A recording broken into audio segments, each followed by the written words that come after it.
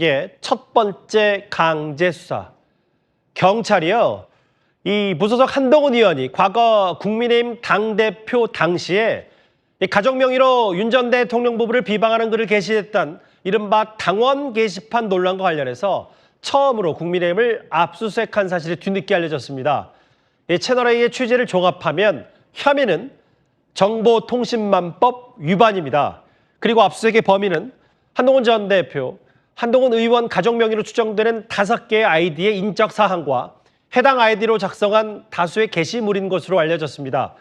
경찰은 한동훈 전 대표 가족이 게시물을 직접 작성했는지 아니면 명의를 도용당한 건지 확인할 걸로 보입니다. 당원 게시판 서버 업체에 대해서는 경찰의 압수수색이 있었고 최소한의 범위에서 협조했습니다. 아시는 것처럼 지난 1월이었습니다. 국민의힘 윤리위원회는요. 가족이 게시판 글을 조직적으로 작성한 게 확인이 됐다면서 당시 한동훈 전 대표, 지금의 무소속 한동훈 의원을 제명했었습니다. 이에 대해서 한동훈 의원 측, 당시에 조작해서 발표한 것들에 대한 진상이 드러날 것이라고도 했고요.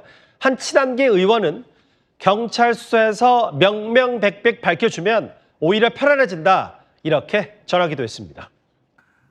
저는 참 이 한동훈이라는 사람이 신기해요. 운도 참 좋은 것 같고 73년생이 법무부 장관까지 했잖아요. 굉장히 어린 나이에 사법고시를 패스해서 강남에서 현대고등학교 나와서 강남 8학군에서 자라고 서울대 법대를 가고 언론에서도 한동훈을 얼마나 좋아하는지 한동훈이 뭐 어릴 때 고등학교 때 금목걸이를 차고 다녔다.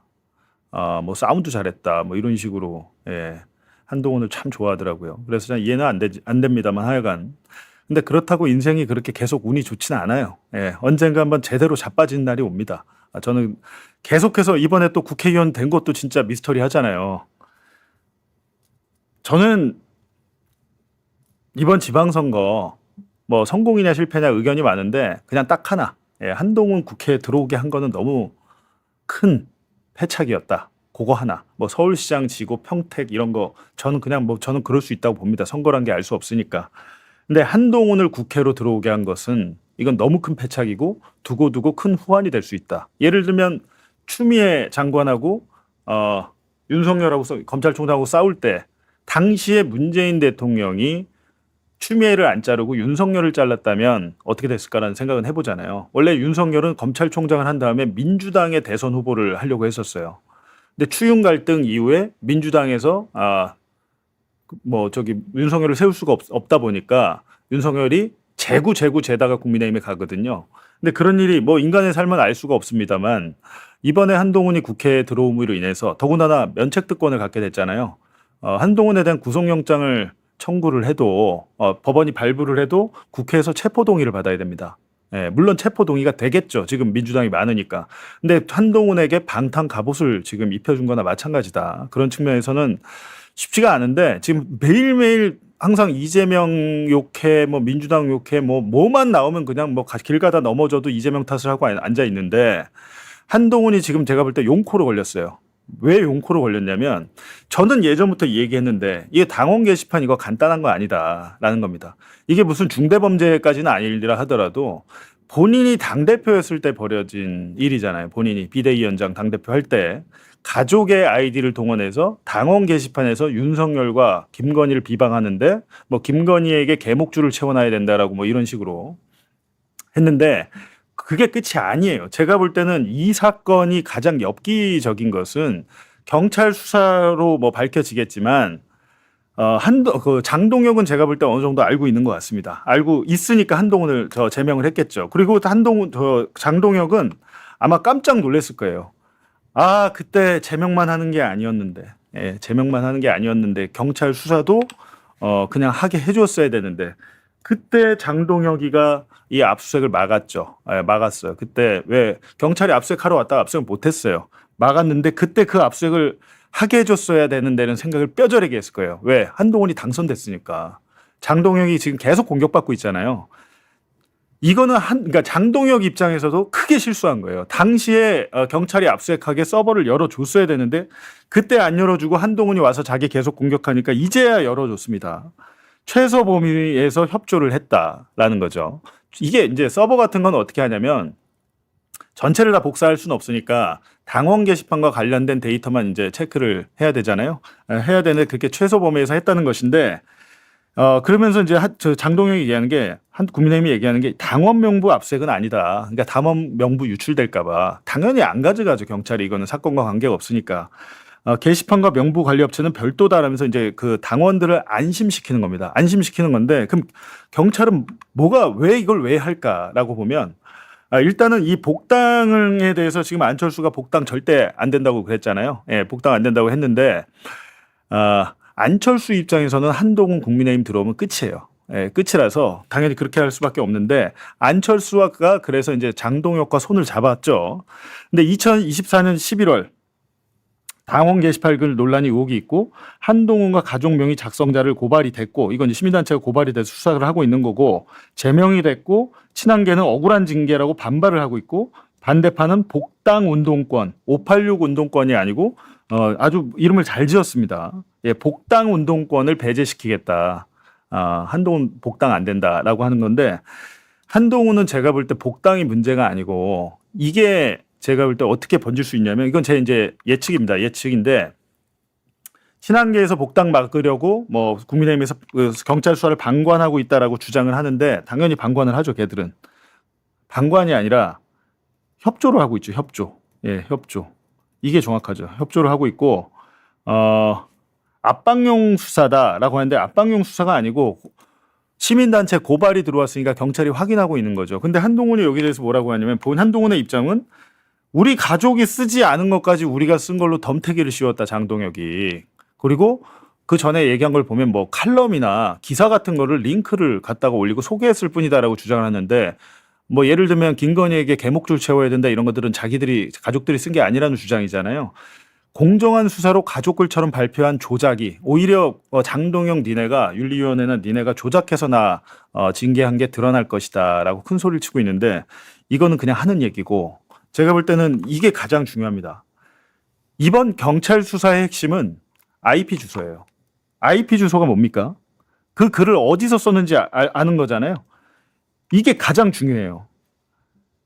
가족의 아이디로 글이 올라갔다 뿐이지 5명이잖아요. 뭐 장인 장모, 뭐 아들, 딸 뭐 해가지고 부인까지 해서. 근데 이거를 어디서 썼냐가 중요한 겁니다. 만약에 가족의 아이디를 그 가족이 장모님이 아니면 장인어른 집에서 안 썼어.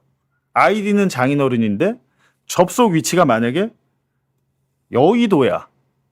IP로 확인해 봤더니 그리고 일각에서는 이 얘기는 계속 있었습니다. 의원회관 내부에서 이 아이디로 작성됐다는 이야기는 이 사건 처음에 벌어졌을 때부터 기자들 사이에서는 공공연하게 계속 나왔던 얘기입니다. 그렇다면 이게 어떻게 됩니까? 이 얘기는 뭐냐면 가족의 아이디일 뿐 실제로는 한동훈 혹은 제3자가 작성했을 가능성이 있다라는 겁니다. 지금 경찰이 확인하려고 한 건 이거예요. 수사 과정에서 당연히 이 여부를 따져볼 것인데 이렇게 되면 뭐 어떻게 됩니까? 단순하게 가족이 한동훈을 위해서 윤석열 김건희한테 당하니까 너무 억울해가지고 올렸다. 여태까지 버전은 그거였는데 그게 아니죠. 그게 아니고 그때부터는 조직이 있었고 그러니까 소위 말해서 게시판 글을 조작하는 아니면 특정 여론을 형성하기 위한 글을 쓰는 집단이 있었고 그것이 한동훈 가족의 아이디라면 그 제공자는 그 가족이 그 집단과 모른다면 한동훈이 제공한 게 되잖아요. 이게 뭐 공작단이 되는 겁니다. 게시글 공작단. 제가 볼 때는 이게 가장 중요하다라는 겁니다. 그래가지고 사실은 이거에 대해서 그럼 장동혁은 모를까? 라는 생각도 들거든요. 자기들은 자기들 서버 좀 해봤을 거 아닙니까? 그래서 따라서 게시글에 어디서 작성이 됐냐가 이번 수사의 핵심이다라는 겁니다. 예. 이거는 제가 볼 때 수사가 오래 걸리지 않아요. 예, 다음 달 안에 끝납니다. 그래서 이 수사는 그냥 하면. 물론 이걸 한 다음에 압수를 하잖아요. 그럼 압수수색물을 디지털 포렌식해서 잘 정리해서 수사 보고서를 만들어요. 수사 보고서. 압수물에 대한 수사 보고서를 만들고 그 수사 보고서를 토대로 피의자들 그리고 참고인들을 불러서 조사를 합니다. 그러면 조서를 적죠. 경찰이. 그렇게 하고 아마 이 사건은 워낙 좀 우리 한동훈 님이 워낙 큰 인물이니까 경찰에서 기자회견 수사 결과 발표 기자회견을 좀 했으면 좋겠다라는 겁니다. 만약에 이제 이게 아니고 한동훈 본인의 주장처럼 정말 우리 가족이 덤태기 쓴 거다. 가족들이 그냥 뭐 언론 기사 좀 올렸을 뿐인데 쓰지 않은 글까지 장동혁이가 나 징계하려고 억울하게 누명을 쓰고 내가 제명을 냈다. 그렇게 한동훈 주장처럼 그렇게 되면 복당이 가능하겠죠. 경찰 수사로 된다면. 근데 그 전에도 가족이 그런 것들을 써서 여론이 형성한 것 자체가 부적절하지만 어찌됐든. 근데 제가 볼 때 그렇게 끝나지 않는다는 겁니다. 단순하게 그런 사건이 아닌 것 같고 제가 더 알고 있고 들은 얘기가 많지만 정확하게 취재로 확인되지 않은 상황에서 그 얘기를 드릴 수는 없고 하여간에 이 사건에 대해서 조금 아는 기자들 얘기는 IP 주소가 관건이 될 것이고 그 IP 주소 중에는 의원회관, 국회의원 회관도 있다라는 겁니다. 그렇게 되면 이건 단순한 사건이 아니게 돼요.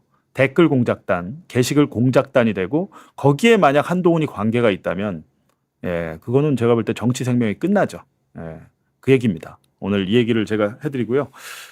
자, 일단은 한동훈 무소속 의원의 그 당원 게시판 논란 관련해서 경찰에서 국민의힘 당원 게시판 서버를 관리했던 업체를 오늘 압수수색했다라는 뉴스가 있었습니다. 경찰이 지금 이 업체를 압수수색한다는 걸 뭘 들여다보고 싶은 걸까요? 그러니까 제가 짧게 말씀드리면 예. 이게 어제죠. 어제 이제 압색을 했고 국민의힘 쪽에 영장이 제출이 됐어요.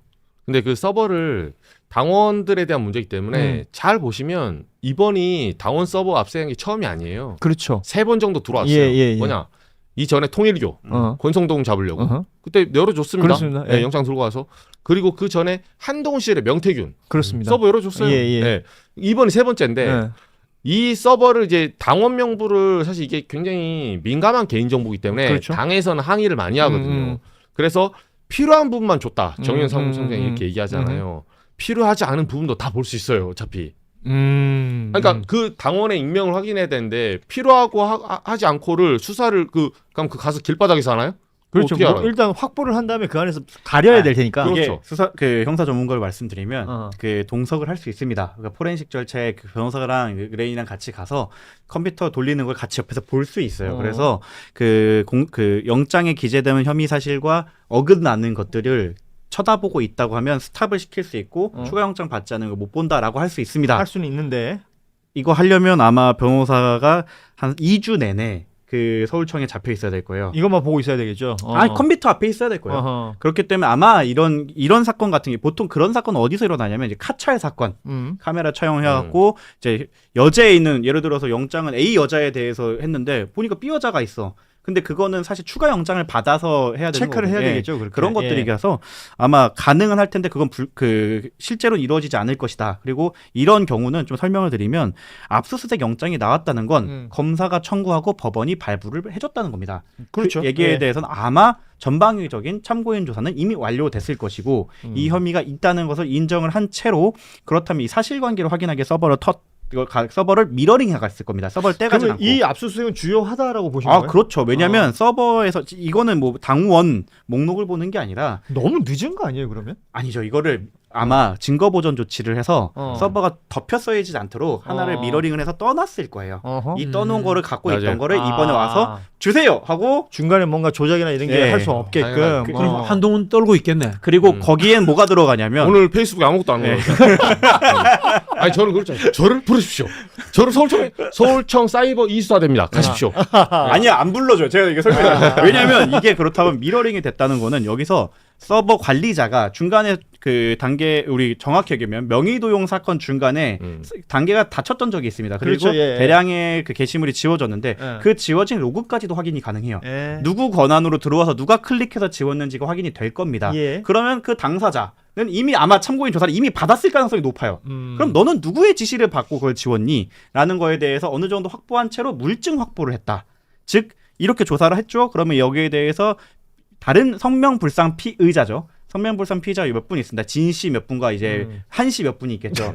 그분들에 대해서 참고인 조사를 먼저 할 겁니다. 당신이 직접 했는가. 예. 그게 아니라면 마지막 한 명의 피의자 아. 한 씨 같은 경우에는 아마 마지막에 부를 확률이 높습니다. 모든 조사가 다 끝나고 예. 그냥 시간 타임 테이블로 봤을 땐 떼어가서 이제 포렌식 조사하는데 2주. 이럴 때 보면 우리 정구승 변호사가 법률 전문가라는 게 네. 계속 한 씨라고 표현하지 않습니까? 네. 예. 그러면 최근에 이제 고발당했어요 한 씨한테. 그러면은 그 HC 네. 좀 더 줄이겠습니다.